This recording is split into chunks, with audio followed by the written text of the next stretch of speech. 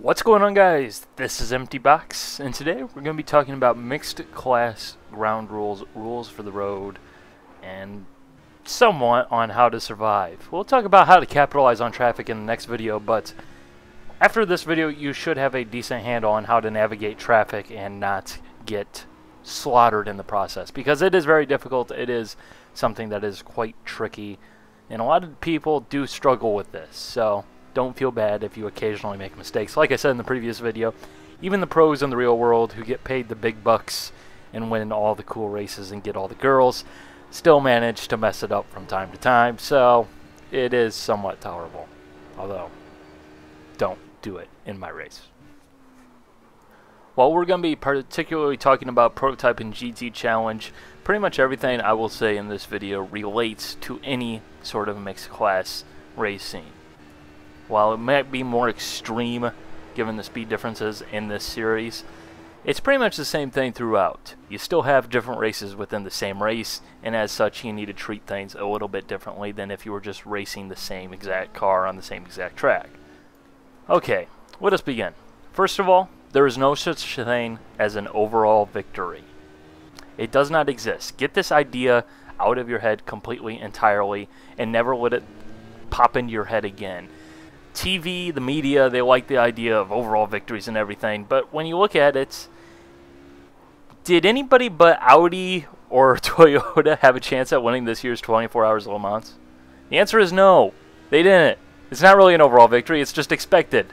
That is the car, that is what they're built for, they're built to win, and that's what they do. You know, there's no competition, there's no chance for a lower class car to win in all likelihood. If a lower class car does win, as has happened with the Rolex 24 a couple of times, yeah, that's worthy of calling an overall victory.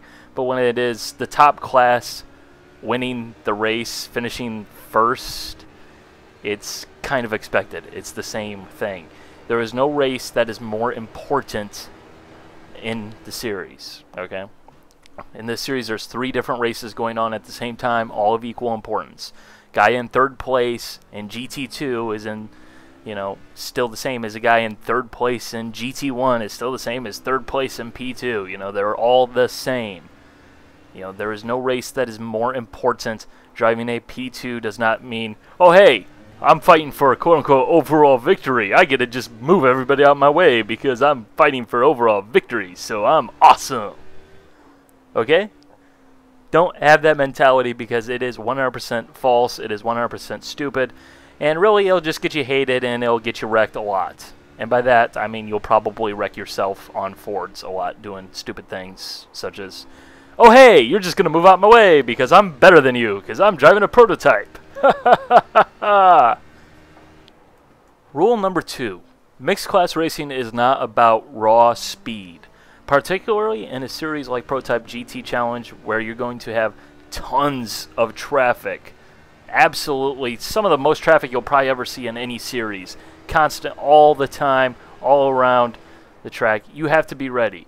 But you have to be advised, you have to understand that it is about losing the least amount of time. It is not about raw speed. You can be the fastest driver in the series by 1.5 miles, but if you suck in traffic, you're going to wreck a lot, which means you're not going to finish. You're going to wreck a lot, which means you're going to have a damaged car and you're going to be slow, which means you no longer have a speed advantage. You're going to run off track a lot, do stupid things. You're going to be dangerous. You're probably going to cause problems for the other drivers. And anytime you get to traffic, if you're completely stupid about navigating through traffic, you're going to lose time to the people who are actually competent through traffic. Okay? This is a situation where, truly, 100%, I am being entirely honest when I say this, going slower is going faster. A lot of drivers, hear the slow in, fast out thing, but they don't really do that, myself included. But this is one of those things where slowing down is actually significantly faster, because if you don't wreck, if you even save one accident between a slower class car or a faster class car, you have saved a considerable amount of time. Consider the fact that if you spin out, you're looking at roughly around 6 to 8 seconds minimal time loss. That is a lot of time to try and make up. Was it really worth trying to get by that car one corner earlier? Chances are the answer is no, because there's no corner in the world that one car in this series is going to be slower by 6 seconds than the prototypes. Okay, it's just not worth it. You don't need to force your way through. You need to remain calm, cool, and collected. Rule number 3. If you don't use your F3 box, you deserve to not be racing. Okay?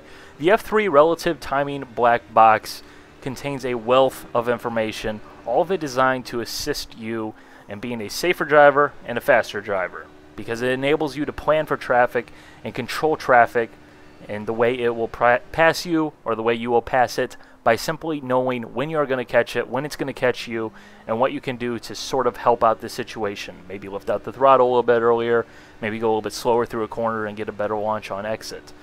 You'll notice that there are several things going on the relative timing screen. For example, the colored boxes behind the car numbers.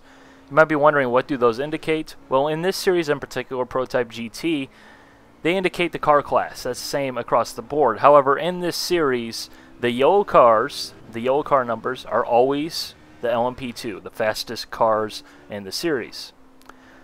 The blue ones are the Corvettes. Those are the middle ground, fastest in the straightaway. Then the pink ones are the Ford GTs, the slowest cars.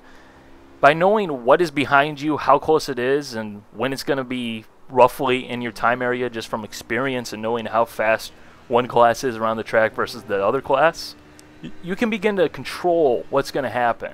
You know, maybe you don't need to go full on, because if you do try and push that limit and go as fast as you possibly can, that traffic coming up behind you is going to catch you in a spot where they're really going to not want to be behind you, but at the same time, to get by you is going to cause a very, very, very risky move.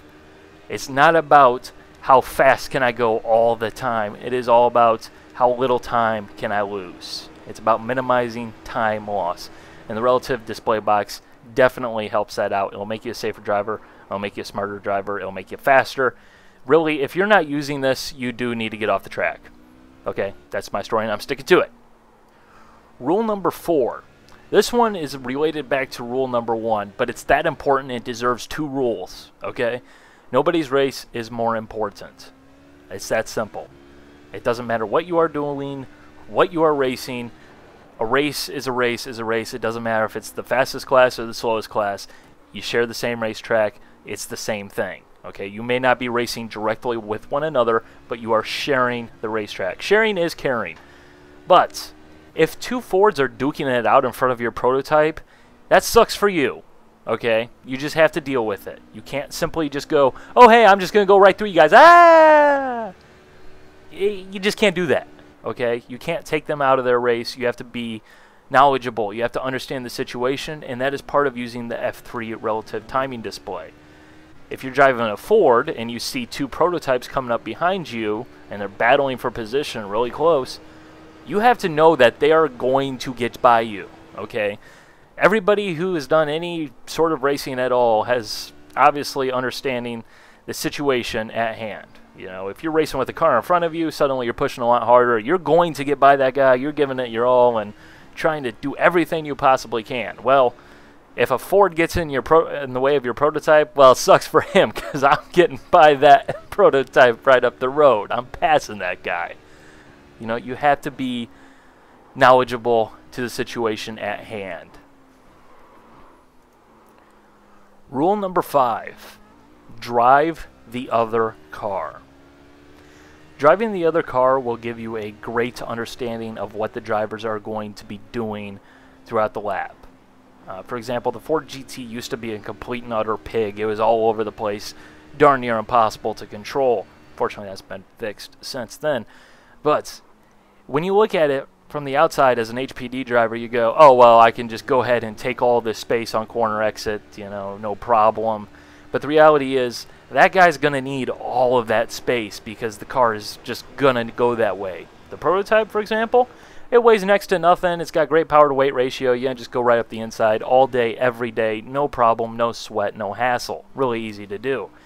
You know, you Ford drivers, I should say, should give the prototype a whirl and see what it's going to look like from their perspective when you are passing a Ford. Because when I switched over to the Ford, I can think of many times where I saw things in my mirrors that if I hadn't driven the prototype for a full season beforehand, I would go, holy fudge, that guy is really close. Why is he that close? But when you're driving the prototype, it's like, oh god, I got 6 more feet of space. There's tons of space. Not even close to hitting this guy. Okay? It's just a different view from the rear view mirror, and understanding what it actually looks like when someone else is doing the same thing will help you feel safer, help you feel more comfortable, and help you feel more in control of the situation. And therefore, you'll go faster. Rule number 6. Everything you do is a message to another driver. In a mixed class series, particularly one like Prototype GT, it really does come down to what you do with your car when you get into traffic situations with other classes. If you as a Ford GT driver move over a lane down the straightaway, you are instantly saying to every HPD driver around that you are moving over, you're going to breathe the throttle, you're going to get out the way, you're just going to let the HPD go. That is essentially what you said by moving over. If you stay right in the middle of the track between a double apex corner or left-right combination, right-left, whichever way you want to go, you're simply saying, oh hey, the HPD can't pass here. I'm taking the track right now. You're not going to be able to pass here. I'm sorry, but you're just going to have to deal with it. That's essentially what you're saying. And no HPD driver is going to have a problem with that. Well, no sane HPD driver is going to have a problem with that. It's all about positioning your car to tell the other drivers what to do. It isn't about hopping on the mic. It isn't about text chat. It is all about positioning your car correctly. You cannot move your car in the brake zone. You have to make your move in advance. For example, if I'm going down the Kemmel Straight at Spa and I see there's an HPD coming up behind me that's going to catch me in those corners, I'm going to move over a little bit to the right, more towards the middle of the track, well in advance if I know that he's not going to catch me. That way he doesn't get any dumb ideas. It completely eliminates the idea of dive bombing because he now knows I have nowhere to go if I try to dive bomb him. So I'm just going to slow it down, get through these corners probably faster than I would have ordinarily, get a better corner exit, and be done with it. Suddenly, it makes everything a whole lot easier.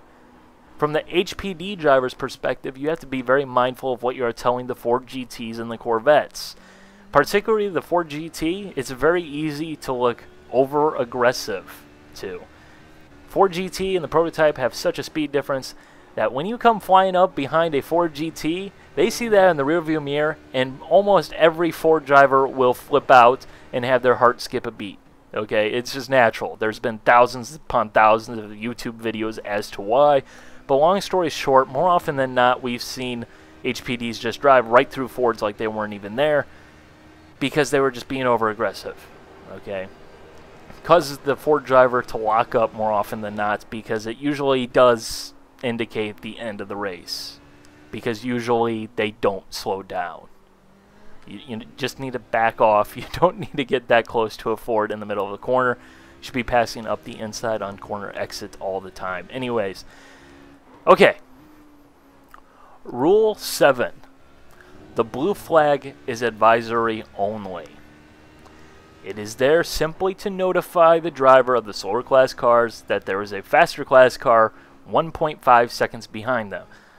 In iRacing, the blue flag will always be displayed in the upper left-hand corner of your screen when the faster class car is exactly 1.5 seconds behind you. Always. You don't have to look for blue flags all around the track. You don't have to, get to a cornering or a marshal station, whatever you want to call it. No matter what happens, anything gets within 1.5 seconds of you, it's going to trigger a blue flag. You need to recognize the fact that there is a faster class car there, and you do need to prepare.